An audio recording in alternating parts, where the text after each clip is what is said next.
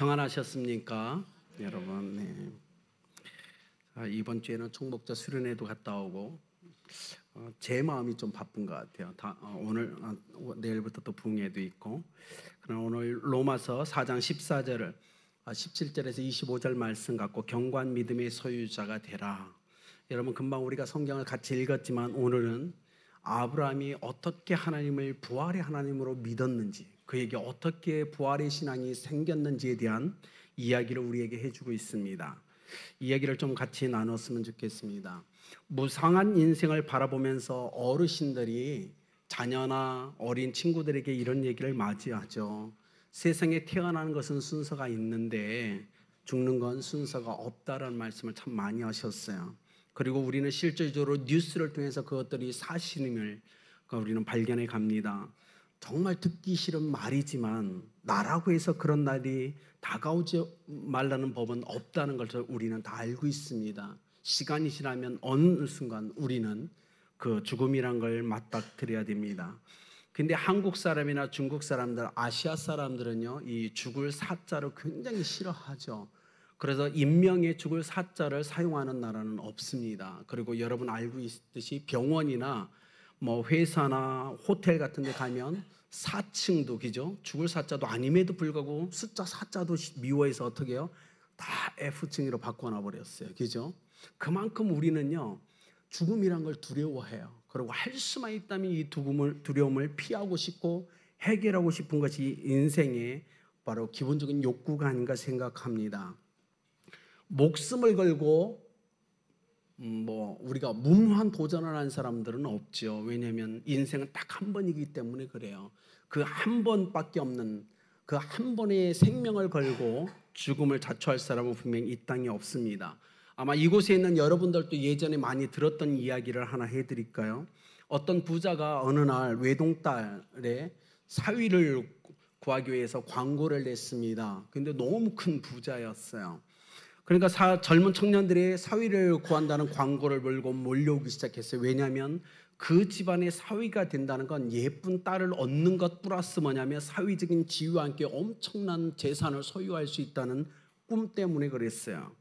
그래서 전국에 광고를 내니까 전국에서 엄청나게 청년들이 몰려왔습니다.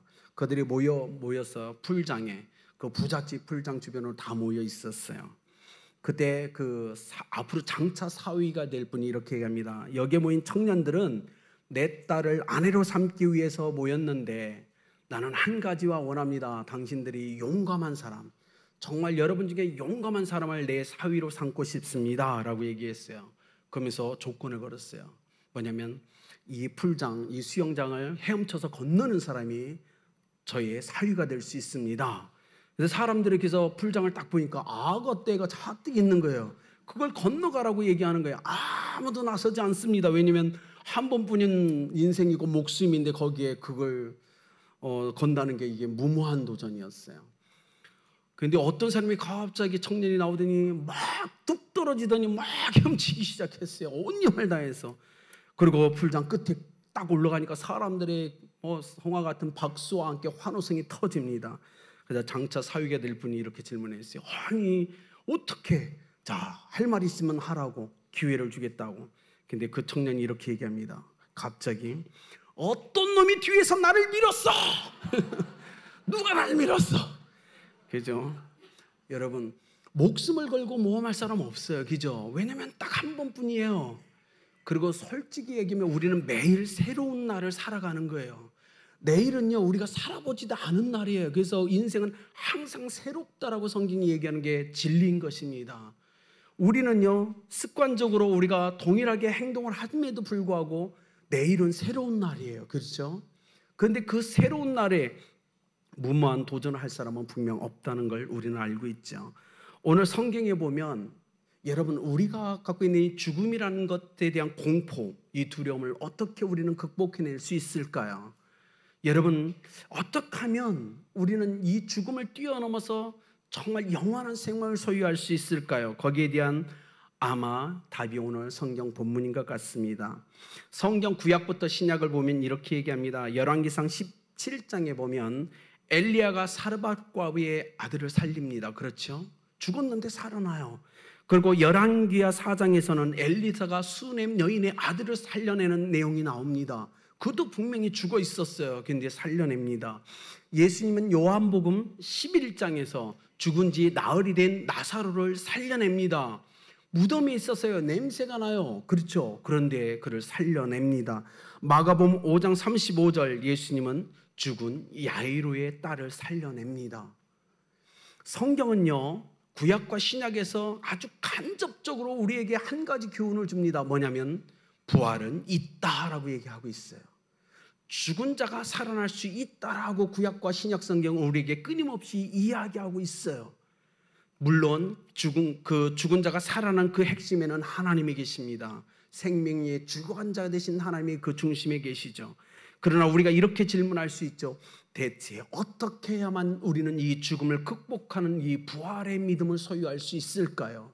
어떻게 인생을 살아야 부활의 이 생명을 소유할 수 있을까요? 저는 이 짧은 시간 여러분에게 딱 두 가지에 대해서 이야기를 하고 싶어요. 아브라함의 삶을 통해서 우리가 배울 수 있는 두 가지의 교훈. 첫 번째는 하나님을 삶에서 경험함으로 이 믿음은 생긴다는 겁니다. 하나님을 경험함으로 부활의 믿음과 신앙은 성장하고 굳건해지며 자라나는 거예요. 수요예배에 나오신 우리 성도님들 계시죠? 제가 수요예배 때 예화로 사용했던 한 이야기가 있습니다. 중동 땅 시리아에 가면 그 타우루스라는 산이 있습니다. 타우루스 산. 그 산은요, 독수리떼가 매지게 많이 살고 있어요. 엄청난 독수리떼 서식지입니다. 근데 이 독수리떼가 가장 좋아하는 먹잇감이 두루미예요. 두루미. 언제냐면 두루미가 이 시리아 타우루스 산을 넘어서 다른 지역으로 이동을 하게 되는데 이 두루미에게는 특징이 하나 있다고 얘기해요. 하늘을 날면서 불편하게 시끄럽게 제잘거리면서 난다고 합니다. 그래서 독수리가 제잘거리는 소리 때문에 그 소리에 반응해서 나가면 두루미가 산을 넘어갈 때는 포식하는 날, 잔칫날이라고 얘기합니다. 그래서 소리를 듣고 추적해서 두루미를 잡아온다고 얘기해요. 그런데 놀랍게 시리아 타우루스 산을 넘어가는 노련한 두루미들은 잡혀먹지 않는다고 얘기해요. 왜냐하면 그들은요, 타우루스 산을 넘어가기 전에 작은 조약돌을 입에 문다고 합니다. 그리고 그 타우루스를 아주 조용히, 조약들을 문 상태에서 말을 할 수 없으니까 조용히 넘어간다고 얘기해요. 뭐냐면 그들은 이 산을 넘어본 거예요. 잡혀먹는 새들을 본 거예요. 경험을 통해서 생명을 지키는 방법을 알아낸 지혜가 있었던 겁니다. 이 세상도 그렇죠. 사회가 어떤 사람들을 우대합니까? 경력자죠. 경력자들에겐 지혜가 있어요. 경험이란 건 정말 무서운 거예요. 여러분, 아브라함이 어떻게 부활의 신앙과 믿음을 소유할 수 있었을까요? 경험입니다. 경험. 어떤 경험? 하나님을 만나고 하나님이 누군지를 알아가는 경험이 있었기 때문에 그에겐 부활의 믿음이 일어난 거예요. 여러분, 이건 너무나 중요하죠. 19절에 이렇게 이야기합니다. 그가 백세나 되어 자기 몸에 죽은 것 같음과 사라테의 죽은 것 같음을 알고도 믿음이 약하여지지 아니하고, 그는 생물학적으로 남성의 기능이 죽었다는 걸 그는 알고 있었어요. 사라도 알고 있었어요. 생물학적으로 여성의 이미 그 상태가 죽어 있다는 걸 그들은 정확하게 알고 있었다고요. 그럼에도 불구하고 그들이 부활의 신앙을 소유할 수 있었던 건 뭘까요? 이 기적을 체험할 수 있었던 건 새로운 인식의 전환이에요. 전능한 하나님을 만나면서 그의 새로운 인식이 돋아났기 때문이라는 거예요. 이걸 좀 더 여러분에게 도와드릴게요. 여러분, 자신의 몸이 살아난 걸 경험할 수 있는 것, 이건 기적이죠. 여러분, 창세기 25장을 한번 보신 적 있으신가요? 창세기 24장 마지막 절에 사라가 죽습니다. 이삭을 낳고 죽은 거예요. 그렇죠? 그러니까 100세가 넘은 거예요. 사라가 창세기 24장 마지막 절에 죽어요. 놀라운 건요, 25장에 보면 100세가 넘은 사라가 죽었는데 아브라함이 결혼을 해요. 아니, 남자로서 끝장났습니다고 외치는 사람이 100세가 넘어서 결혼을 해요. 재혼을 해요. 여러분, 25장에 기록되어 있어요. 100세 때 자기 몸에 죽은 것 같다고 선포했던 아브라함이 그가 100세에서 이삭을 낳고 37년, 이 사라가 죽은 다음에 137세부터 자식을 낳기 시작합니다. 그리고 육형제를 낳아요. 이 놀라운 거예요.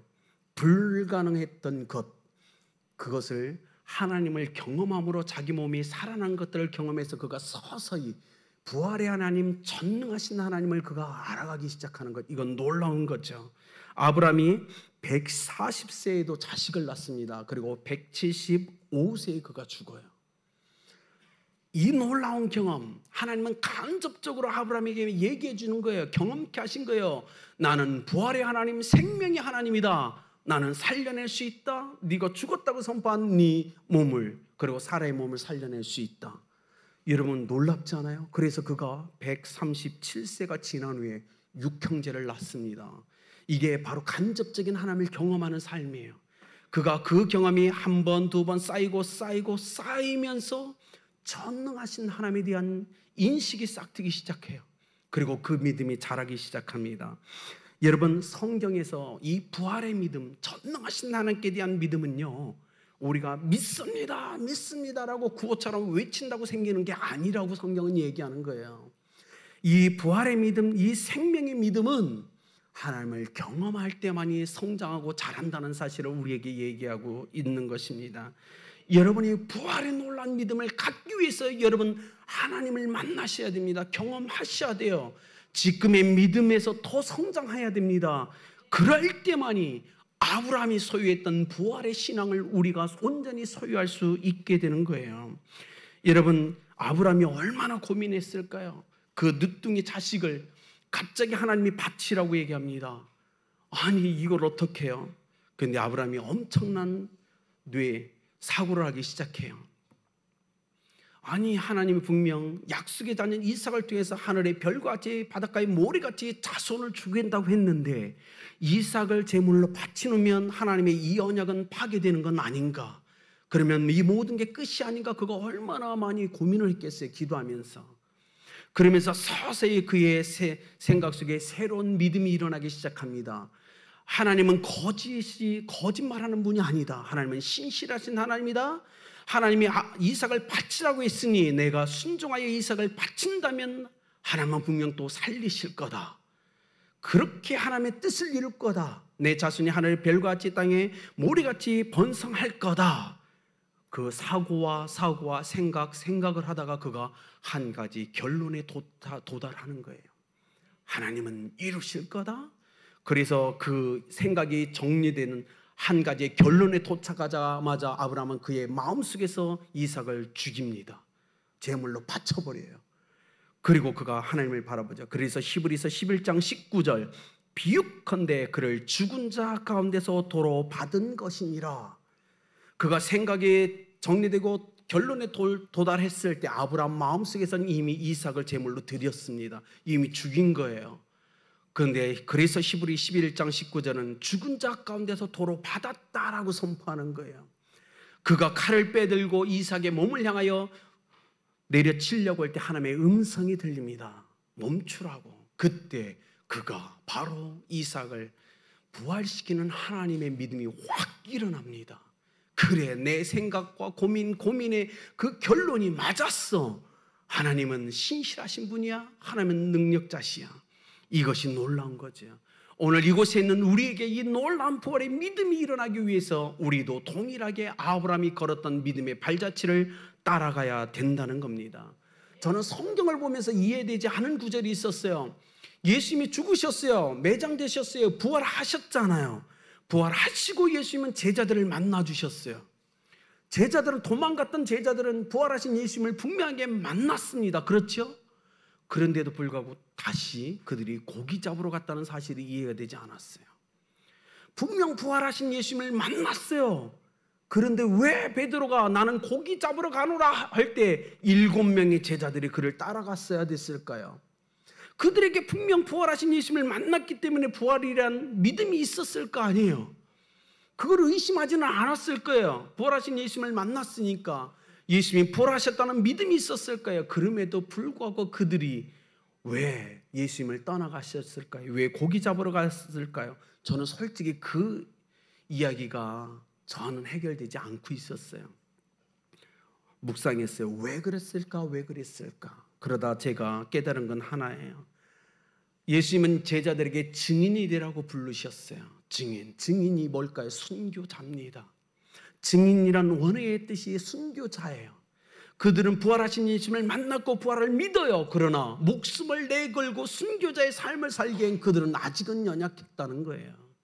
증인의 삶, 그것은 그들이 감당할 무게가 아니었어요. 부활하신 예수님을 만났고 그 부활을 믿지만 내 목숨을 담보로 내어놓고 순교자의 삶을 살 만한 용기와 담대함이 그들에겐 없었습니다. 그래서 그들은 다시 고향으로 내려가서 고기잡이를 하게 되죠. 그런데 놀라운 일이 일어나죠. 오순절날 거룩한 성령이 그들에게 임하자마자 그들의 삶은 바뀌기 시작해요. 사도행전 1장 8절처럼 권능이 그에게 임하면서 담대함이 생겨버립니다. 그리고 그 후부터 어떻게 해요? 이젠 부활의 증인으로 삶을 살아갑니다. 그 믿음이 일어난 것, 거룩한 성령의 역사심이었어요. 여러분, 우리가 온전히 그리스도 안에서 부활의 믿음과 삶을 살아내기 위해 성령은 너무 중요한 거예요. 여러분이 성령의 충만함을 받지 않는 한 우리는 그 삶을 살아낼 수 없을지도 모릅니다. 영광의 하나님, 불가능을 가능케 하나님, 부활을 가능케 하신 그 하나님을 우리가 온전히 신뢰하고 믿을 수만 있다면 여러분 삶의 모든 문제는 아주 쉽게 해결될 수 있습니다. 중요한 건 우리에겐 그 믿음이 약하다는 거죠. 여러분이 이 부활의 믿음을 더 견고하게 하길 원하십니까? 이 신앙을 갖고 인생을 살아가길 원하십니까? 그렇다면 아브라함이 걸어갔던 그 인생의 발자취를 따라가 보십시오. 어떻게 해요?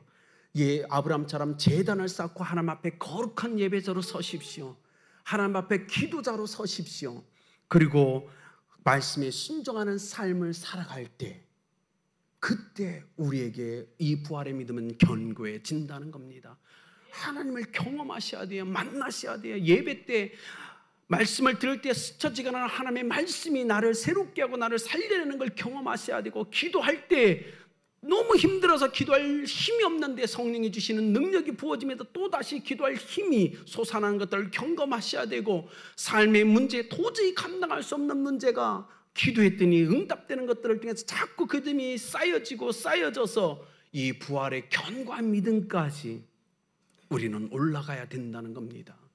두 번째로 우리는 오늘 이 아브라함을 통해서 우리에게 주신 부활의 신앙, 부활 신앙의 DNA를 소유해야 된다는 겁니다. 부활 신앙의 DNA가 뭘까요? 오늘 성경은 네 가지를 얘기합니다. 19절, 믿음이 약해지지 않았다. 20절, 하나님의 약속을 의심하지 않았다. 20절, 믿음으로 견고하여져서 하나님께 영광을 올려드렸다. 21절, 약속하신 것을 능히 이루실 줄 확신하였다. 이 네 가지가 바로 부활신앙의 DNA 요소 중심입니다. 여러분, 믿음이 약해지면 안 됩니다. 약속의 말씀을 의심하면 안 돼요. 견고하게 서서 하나님께 영광 돌리는 삶을 우리는 살아내야 됩니다. 약속하신 것을 능히 이루실 줄 확신해야 된다고요. 그것이 아브라함이 우리에게 얘기하는 믿음의 부활신앙의 DNA예요. 여러분, 근데 놀라운 걸 한번 말씀해 드릴까요? 저번 주에 주일 예배 때 제가 여러분에게 말씀드린 거 있죠. 이 네 구절에서 동사가요, 부정과거 동사예요. 근데 히브리어에서 부정과거 동사가 굉장히 많은 용법으로 쓰입니다. 근데 그 중에서 오늘 이 성경이 이야기하는 이 부정과거 동사의 용법은요, 총괄적 용법이라고 얘기합니다. 총괄적 용법은 저번 주에 여러분에게 이야기한 거예요. 뭐냐면 어떤 동작이 지속되는 기간이 얼마이든 그것과 상관없이 그걸 다 모아서 총괄적으로, 결론적으로 믿음이 있다 없다를 결정한다는 게 총괄적 믿음입니다. 그렇다면 오늘 성경 구절을 어떻게 이해할 수 있을까요? 아브라함이 의심하지 않았을까요? 예, 아브라함이 의심했다는 거예요. 그가 하나님을 믿고 의롭다함을 받은 후부터 지금까지 한 번도 의심하지 않았거나 그렇게 삶을 살지 않았다는 걸 얘기하는 거예요. 20절, 약속을 의심하지 않고, 그게 무슨 뜻이냐면 아브라함이 하나님을 만나고 하나님을 믿은 후에 그의 인생에서 그도 의심할 때가 있었다, 넘어질 때가 있었다, 좌절할 때가 있었다. 그럼에도 불구하고 그는 어떻게? 끝까지 의심을 극복하고 확신의 믿음의 자리에 섰다라는 거예요. 저번 주에 얘기했잖아요. 어떻게 했죠? 아브라함이 하나님의 약속 의심이 들었죠. 첩을 취했잖아요. 아이들을 낳았잖아요. 약속의 땅 가라고 했더니 갔죠. 기근이 들자 애굽으로 내려가는 거예요. 자기 목숨이 위태해지자 누이라고 2번이나 속이죠. 그에게도 그 연약함이, 믿음의 긴장인 연약함이 의심할 때가 있었다는 거예요. 그런데 뭐죠? 결론적으로 그 의심에서 멈추거나 주저앉지 않고 그가 계속 그 믿음을 붙잡고 가서 결론적으로 모리아산 정상에 올라가 부활의 하나님을 만날 수 있었다는 것, 그것이 바로 총괄적 믿음입니다. 그렇기 때문에 사랑하는 성도님들, 여러분 삶 속에서 믿음이 약해져 의심될 때 너무 정죄하지 마세요. 너무 가슴 아파하지 마세요. 하나님은 믿음이 한 시점도 중요하게 보시지만 하나님은 총괄적으로 우리 인생 전체를 보시는 분이에요. 그렇지 않나요? 때로는 연약해질 때 하나님은 성령을 통해서 우리에게 기도하게 하죠. 말할 수 없는 탄식으로 기도하게 한다고 성경은 이야기하고 있잖아요. 연약해요. 그러나 내일은 일어날 수 있을 거예요. 지금은 넘어져요. 좌절해요. 실패해요. 범죄할 거예요. 그러나 잠시면 다시 일어날 거예요. 거룩한 자리에 설 거라고요. 그것이 총괄적 믿음이에요. 결론적으로 하나님 모시기에 그는 그 자리에 섰다, 믿음으로 이겨냈다라는 거예요. 그렇기 때문에 사랑하는 성도님들, 지금 아프세요? 의심이 가세요? 연약하세요? 그러나 하나님과의 그 믿음의 손을 놓지 마십시오. 그러면 하나님이 인정하시는 거예요. 우리 인생이 흙으로 비어진 연약한 존재이기 때문에 하나님은 그렇게 우리를 보여주신다는 겁니다. 너무 감사하지 않나요, 여러분? 그 하나님이 너무 감사하지 않나요? 여러분 부활을 믿습니까? 믿으셔야 돼요. 여기서 흔들리시면 안 돼요. 비록 내가 연약할지라도 나는 부활한다, 예수님이 부활한 것처럼 부활할 거야 라는 믿음을 정확하게 소유하시고 인생을 걸어가시길 축복합니다. 어떤 거짓말한 직원이 거짓말을 하고 회사 출근하고 놀러 갔어요. 그 일주일이 지난 후에 회사 출근했더니 사장님이 찾으세요. 이보게 사장실로 잠깐 오게. 그래서 그가 갔어요. 그러더니 사장님이 갑자기 그 직원에게 이렇게 얘기해요. 이보게 자네는 부활을 믿는가? 그러더니 그 부하 직원이 아니 무슨 말씀이세요? 저는 부활을 안 믿습니다. 저는 기독교인이 아니에요. 그랬어요. 그랬더니 이 사장님이 이렇게 합니다. 그런데 지난주에 장모님이 돌아가셨다고 하지 않았나? 근데 부활하셨네. 지금 회사에 전화를 하셨어. 자네를 찾고 있네. 빨리 받아보게. 그렇죠. 여러분 기억하셔야 돼요. 부활신앙은 정말 우리에게 있어서 중요하다는 겁니다. 그렇죠? 지금 아직도 부활의 신앙이 약하신 분들, 오늘 그 주님을 만나시면 좋겠어요. 여러분 중요한 것은 우리가 의심을 하느냐 않느냐가 아니에요. 의심하느냐 않느냐가 아니고 의심했을 때 어떻게 이 의심을 극복해낼 수 있느냐가 더 중요하다고 성경은 이야기하고 있는 거예요. 지금 아브라함도 의심할 때가 있었다고요. 그는 극복해냈어요. 오늘 이 로마서 4장을 통해서 바울이 우리에게 요구하는 것은 의심한 것이 아니라 그 의심을 어떻게 극복할 거냐, 너희 믿음은 어떤 믿음이냐라고 질문하고 있는 거예요. 로이드 존슨 목사님이 그래서 이렇게 얘기했습니다. 어떤 의미에서 자기의 의심을 극복하고 그 의심에 대해 대답하게 하는 것, 내가 내 속에 있는 의심에 대해 대답을 줄 수 있는 그것이 믿음이다 라고 얘기했어요. 아브라함의 믿음은 서서히 성장해 갔어요. 그리고 드디어 모리아 정상에 서서 부활하신 하나님에 대한 믿음을 완벽하게 확실하게 소유해냅니다. 여러분 우리는 그 축복을 받아내야 됩니다. 우리도 그 믿음이 있어야 된다고요. 사람들이 왜 부활을 믿지 못할까요? 왜냐하면 근본적으로 하나님의 전능하심에 대한 하나님의 능력을 믿지 못하기 때문에 그래요. 그렇지 않습니까? 생각해 보십시오. 하나님이 정말 전능하신 하나님이라면, 그분이 정말 세상을 만물을 창조하신 하나님이라면, 그렇게 능력 많으신 분이라면 그분에게 부활이 불가능할까요? 아니죠. 그분에겐 부활은 쉬운 거예요. 중요하게 사람들이 부활을 믿지 못하는 건 전능하신 하나님의 전능하심을 믿지 못한다는 겁니다. 우리가 이곳에 있는 우리가 그 하나님이 전능하신다는 걸 믿는다면, 그 믿음이 있다면 부활은 분명하게 일어날 겁니다. 그것이 중요하죠. 어느 날 테레사 수녀가 인도 캘커타의 가난한 어린이들을 위한 보육원을 짓겠다고 선포했습니다. 그러자 주위에 있는 수많은 기자들이 테레사를 찾아왔어요. 그리고 이렇게 얘기합니다. 당신이, 연약한 당신이, 아니 당신 수녀잖아, 돈도 없는데 당신이 인도 캘커타의 보육원을 짓겠다고? 당신에게 지금 돈이 얼마나 있습니까? 이렇게 비웃듯이 질문했어요. 그러자 이 테레사가 이렇게 얘기합니다. 지금 저에게 있는 전부는 예전에 영국 화폐요 3실링밖에 없습니다. 3실링, 한국 돈으로요 지금 210원이에요. 210원. 그러니까 기자들이 기가 찬 거예요. 말이 안 되는 한국 돈 210원을 갖고 인도에 가서 보육원을 짓겠다? 말도 안 되잖아요. 비웃으면서 얘기했어요. 아니 어떻게 그걸 갖고 그게 가능합니까? 비웃듯이 질문을 했어요. 테레사가 이렇게 이야기합니다. 내가 가진 것은 3실링에 불과하지만, 이것이 전부이지만, 그러나 이것이 하나님의 것이 된다면, 하나님이 받으신다면 역사는 일어날 거고 보육원은 세워질 겁니다.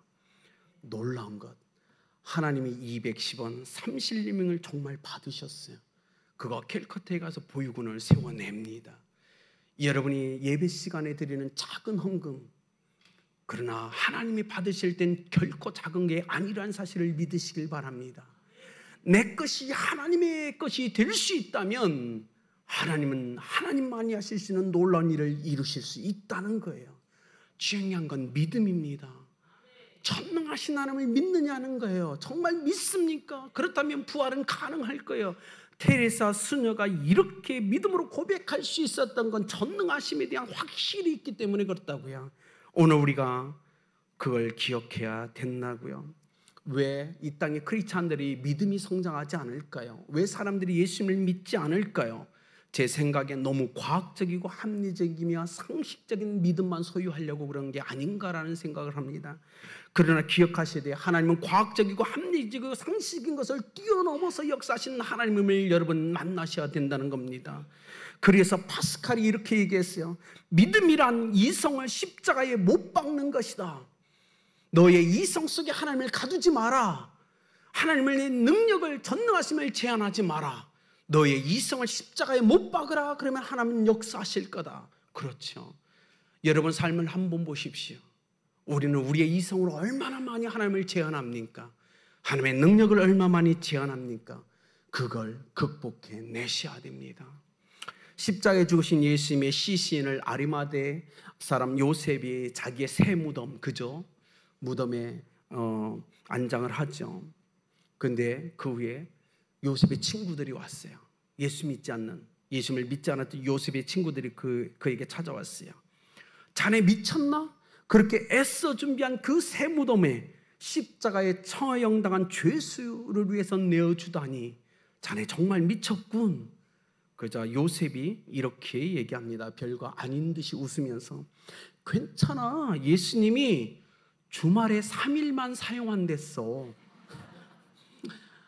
뭐 우스갯소리지만 중요한 건 믿음이라는 거예요. 그 하나님을 믿습니까?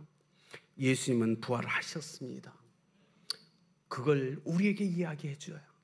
여러분, 제가 오늘 성경을 보면서 이해되지 않았던 건 25절이었어요. 25절 보세요. 예수는 우리가 범죄한 것 때문에 내줌이 되고 또한 우리를 의롭다 하시기 위하여 살아나셨느니라. 이해가 되십니까? 지금 아브라함이 얘기를 하고 있는 거예요. 갑자기 끄트머리 25절에 갑자기 예수님이 나와요. 저는 바울이 갑자기 그때 뭐 이상해졌나? 매치가 안 되는 거예요. 앞구절과 이 마지막 구절이. 그러다 알게 됐죠. 여러분 23절 24절 저에게 의로 여기셨다 기록된 것은 아브라함만 위한 것이 아니요 의로 여기심을 받을 우리도 위함이니 곧 예수 우리 주를 죽은 자 가운데서 살린 이를 믿는 자니라. 아브라함과 동일한 축복을 받을 수 있는 것, 우리가 동일하게 아브라함같이 하나님을 믿을 수 있다면 아브라함이 받았던 그 축복이 우리 가운데 동일하게 임한다는 걸 강조하기 위해서 그랬다는 거예요. 여러분, 이 부활의 신앙 4가지 DNA를 꼭 소유하십시오. 그렇게 견고하게 주 앞에 살아가십시오. 결론을 맺겠습니다. 방금 말씀드렸듯 저는 로마서 4장 보면서 이해가 안 됐어요. 아브라함과 이삭 부활에 대해서 얘기하면서 왜 갑자기 끝머리에 예수님의 이야기를 썼는지 이해가 되지 않았어요. 25절 예수는 우리가 범죄한 것 때문에 나중이 되고 내줌이 되고 또한 우리를 의롭다 하시기 위하여 살아나셨느니라. 바울이 정말 기도했던 건 뭘까요? 하나입니다. 로마에 있는 기독교인들에게 로마서를 쓰면서 그 마음에 정말 하고 싶었던 얘기는 아브라함의 얘기가 아니라는 거예요. 예수님에 대한 이야기를 하고 싶은 거예요 지금. 그래서 그들이 그렇게 존경하는 아브라함을 가지고 온 것뿐이지 이야기의 핵심은 예수님입니다. 예수님이 죽으셨다 부활하셨어. 그건 사실이야. 아브라함이 부활을 믿었던 것처럼 우리도 여러분도 예수님이 부활하심을 믿어야 됩니다. 그리고 또 하나 여러분도 부활할 걸 믿어야 됩니다. 이것이 핵심이었어요. 이 놀라운 것 앞에 우리는 고백해야 됩니다. 여러분 이 한 주간 어떻게 인생을 살아가시겠어요? 수많은 사건과 사고가 일어나는 현장 속에 저는 바울과 같은 마음으로 여러분을 축복합니다. 부활의 믿음을 가지고 살아가십시오. 무디가 유명한 분강사 무디가 이렇게 얘기했습니다. 나는 믿음을 달라고 기도했다. 그리고 믿음이 어느 날 하늘로부터 번개같이 나에게 뚝 떨어질 것을 기대했다. 그러나 믿음은 오지 않았다. 어느 날 로마서 10장 17절을 읽는데 믿음은 들음에서 나며 들음은 그리스도의 말씀으로 말미암느니라는 말씀이 내 앞에 갑자기 띄었다. 그의 눈에 들어온 믿음은 들음에서 나며 들음은 그리스도의 말씀으로 말미암느니라. 그래서 그가 믿음으로 달라고 기도했던 모든 시간을 회개하고 하나님의 말씀을 보고 묵상하고 순종하면서 그가 믿음을 일으켜내는 삶을 살아갔다고 그가 얘기합니다.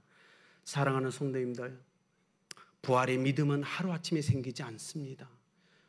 말씀드린 것처럼 하나님을 경험할 때 일어날 수 있어요. 견고해질 수 있어요. 그렇기 때문에 부활의 하나님을 경험하는 삶을 살아내십시오.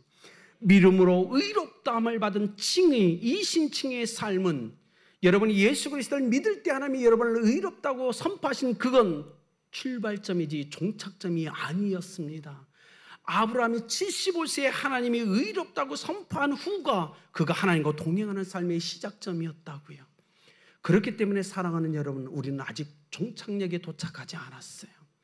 아브라함같이 삶에서 끊임없이 하나님과 동행하십시오. 하나님을 경험해내셔야 돼요. 그러기 위해 예배 시간에 자꾸 잔소리 같지만 여러분이 예배 시간에 나와서 그 자리에 앉아 있으라고 얘기하는 거예요.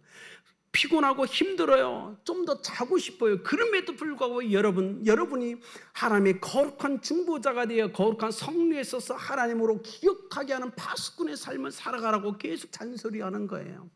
그렇게 거룩한 예배자가 되고 중보 기도자가 되어 하나님 삶 속에서 하나님의 말씀을 순종함으로 말미암아 우리는 아브라함처럼 모리아 산에서 그곳에 도착하여 거룩한 믿음의 그 축복을 받을 수 있을 겁니다.